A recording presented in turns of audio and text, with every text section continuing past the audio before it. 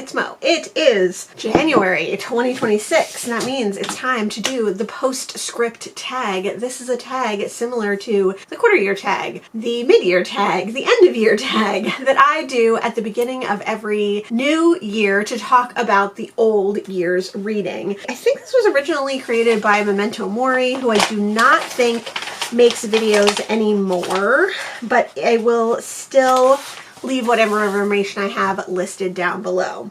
I like this tag because it is a way to go over your reading. It is a way to look at the reading that you did in the previous year. In this video, we're talking about 2025. It has some interesting prompts. I like doing this one at the end of the old year, at the beginning of the new year. I used to couple this with my stats, but I don't really show my stats anymore. I like to look at other people's stats, but I have started to find my own stats kind of boring. I might talk about stats a little bit in this tag, but not like I used to do it where it was like very in-depth. The other thing I don't really do anymore is share my Goodreads or my storygraph year-end, whatever, stats, graphs, pictographs, whatever it is. To me, they always look a little bit the same, so they're kind of boring. But we'll go through some of the information in this tag. So the first question is not the question that I'm going to answer first. The first thing I'm going to answer is how many books I read in 2025, which was 212 books. So more books than I've ever read in a year, certainly a lot of books. This was a year where my goals were to kind of not pay attention to the numbers, and I still ended up reading more books than the year before. I've already made a goals video, so you can go and check that out. I will leave it listed down below. I will also leave my tags throughout the year listed down below so that you can see those quarterly check-ins that I did in 2025, this being the last of those for the last quarter. I read 41,733 pages. The first question for the Postscript Tag is, what was the longest book you read, and what book took you the longest? My intention with this tag, after I did my keep or toss video, which you haven't seen yet but will be out soon, was to like have my big stack of books, but there were so many books I just had to put them away, so I'm just going to put the pictures of the books up here. The longest book that I read, according to Storygraph, was The Vampire Lestat, and that was 550 pages. I did read another book in the 500 page range. I can't remember what that was now, but that's unusual for me to have any books in 500 pages or above, or really even 400 and above is kind of pushing it. The Vampire Lestat was a reread for me. The book that took me the longest to read was The Lottery and Other Stories by Shirley Jackson. I read this from 2024, January 2024, until like, I don't know, October 2025 or something like that. It took me a very, very long time. Oh, Storygraph has it for me right here. Most time spent 564 days according to Storygraph. A long, long time. The next question is a book that you read in 2025 that was outside of your comfort zone. I didn't read too much outside of my comfort zone, but I did read some like smutty horror, and that is pretty outside of my comfort zone. I did read a lot of poetry. That's not outside of my comfort zone, but I always have a kind of tenuous relationship with poetry. Like, I don't think I really fully understand poetry yet, or how to read poetry specifically. So I always feel a little untethered when I'm reading poetry. And when I don't feel that way, that's when I like really, really love a poetry collection. I read some manga this year. I read some graphic novels. Those are not outside of my comfort zone generally, but I read those less and less, so it kind of feels like something that is not quite what I'm used to. Not outside my comfort zone, but something that I read towards the end of the year that I ended up really, really liking was books in diary form. So I definitely plan on reading a lot more of those in 2026. They're not outside my comfort zone, but they are something that I don't read very often. Question number 3 is, how many books did you reread in 2025? So let me look this up. I keep track of all my rereads in my stats. Let's see. According to my stats, according to the stats that I keep on Storygraph, the tags that I keep on Storygraph, I reread 11 books. So I reread Every Heart a Doorway, The Murders of Molly Southbourne, The Fire Next Time, Sula, The Indigo Room, which I read and then reread, Claire DeWitt and the Bohemian Highway, Claire DeWitt and the Infinite Blacktop, The Vampire Lestat, Castle for Rent, Binti, and The Devil in the Dark Water. Oh, I loved reading The Devil in the Dark Water again. So the next question, number 4, is what was your favorite reread? The Devil in the Dark Water was really good. I enjoyed rereading The Vampire Lestat. I loved rereading Sula. The Fire Next Time devastates me every single time. Oh, I loved being back with the Claire DeWitt series by Sarah Gran. I love, love, love Sarah Gran, and I love, love, love Claire DeWitt. Those are books that I feel like were just written for me, so I love those. So all of those, I would say, are my favorites. While we're on the subject of rereads, let's look at my stats real quick from 2025. And I just wanted to point out that in 2025, I read 124 new to me authors, which is a lot.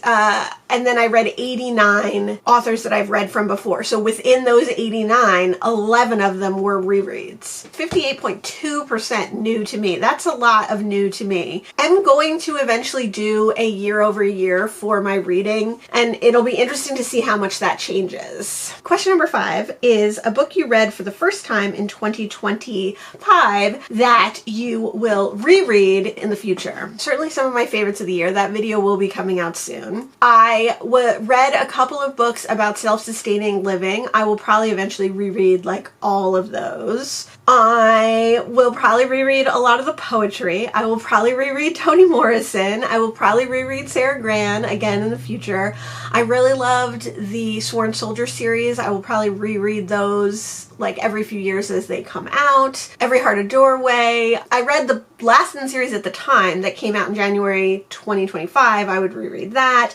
There was a lot of books that when I went to do my wrap-ups, I said I would reread, and I probably will eventually. It'll be like When the Mood Strikes Me series that I'm going to continue rereading in 2026. I may continue the Vampire Chronicles if I find the next book. I will definitely continue the Castle Perilous books. I reread Binti, so I want to continue on with that series and finish that series up. Probably read The Fire Next Time again in 2026 because now I kind of reread that every year. A lot of them that I would reread, and some of them that I read the first time, but a lot of them that I have not. Question number 6, favorite short story or novella that you read in 2025. I really liked the, what was it called? Like The Restaurant of Little Chitterley or something in She's Always Hungry by Eliza Clark. That one was really awesome. That might be my favorite like single short story. As for novella, I really liked Spread Me. I really liked Silk. I really liked, I mean, so many, you know, like I love novellas. I like short stories too, and I did read quite a few really good short stories in 2025. Question number 7, Mass Appeal, a book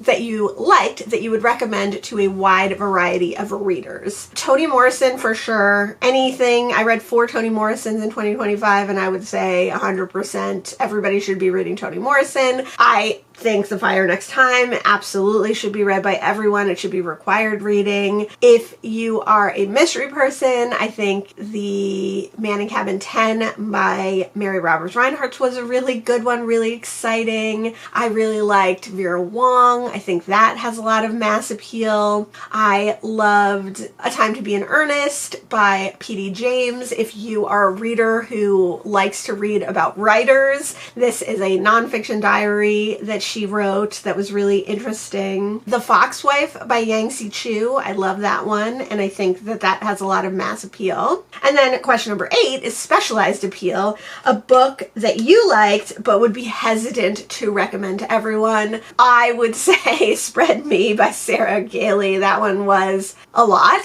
to say the least. I would say the last time I saw Amelia Earhart, because it's a poetry collection, I absolutely adored that poetry collection, but I don't think it has a mass appeal necessarily. necessarily, although I do think it was an excellent book of poetry. The Most by Jessica Anthony. People really got on board with that one, but I don't think it was what people expected. I don't know if I would recommend that widely. Another one that I would recommend widely would be all the queer classics that I read. The Color Purple, Ruby Fruit Jungle, A Single Man. All of those actually were excellent and very easy to read, very approachable. So if you were concerned about reading queer classics, that they would be too difficult, don't be concerned. You should definitely read them. Another mass appeal would be You Should Be So Lucky by Cat Sebastian. That was a queer romance. That one was excellent. Another specialized appeal, although I really like them and I think if you're a fantasy reader, it isn't necessarily specialized, is the Tainted Cup series, the Leviathan Wake series by Robert Jackson Bennett. I read both The Tainted Cup and A Drop of Corruption. These are outside of my comfort zone. They could definitely count for that because I'm not much of a fantasy reader, but I really enjoyed these. So I think if you are fantasy, it could be mass appeal. If you're not, they still were really fun mix of fantasy and mystery. Prompt number 9 is to reflect on your year as a bookish content creator. I said in my BookTube birthday video that I was feeling really good about content, that even though it was really a difficult year, I was feeling good about where I was and I wasn't comparing myself. And then like January rolled around and I know we're only in 2 weeks into January, but I feel the total opposite. So I'm already like doubting myself and wondering if I should even bother to continue making videos.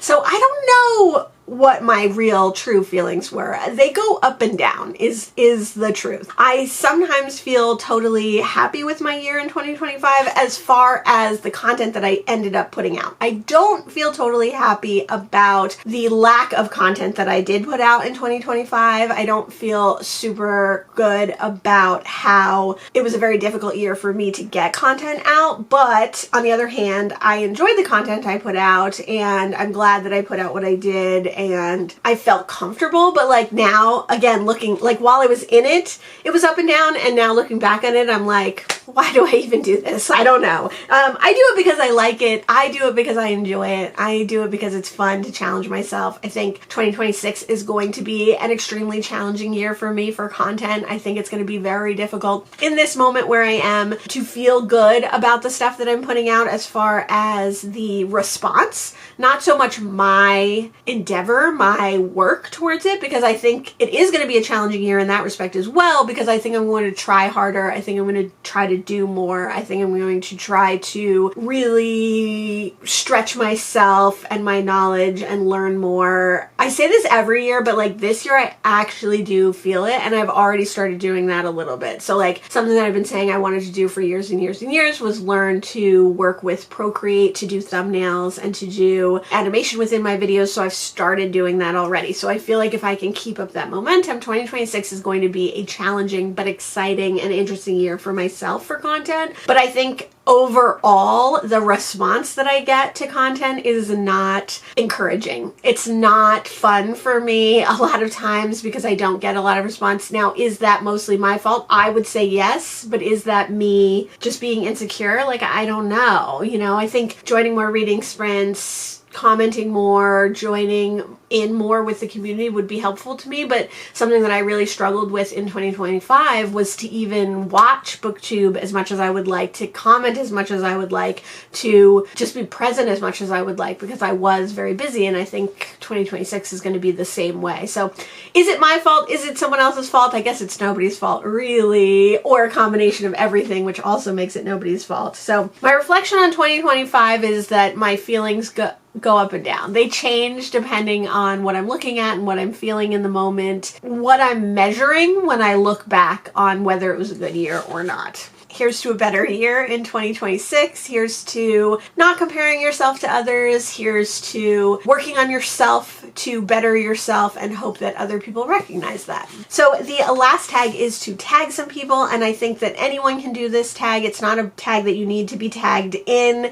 It's not a video that you need to make. You can always answer the questions in the comments below, and you can do this whether you're a content creator or not. You can certainly do it if you're just a reader as well. Let me know if there's any other stats or anything that you want to learn about. Like I said, I think I'm going to do a year over year since I've now had 5 full full years under my belt in BookTube, which is crazy. So I really want to do a couple of videos surrounding that idea of the things that I've learned on BookTube about my reading, about myself, and that could maybe help others. So let me know if there's anything you're particularly interested in learning in that video. Let me know an answer to any of these questions, like maybe what your favorite reread was this year if you reread books. Thanks so much for joining me today, and I'll see you in the next one. Bye!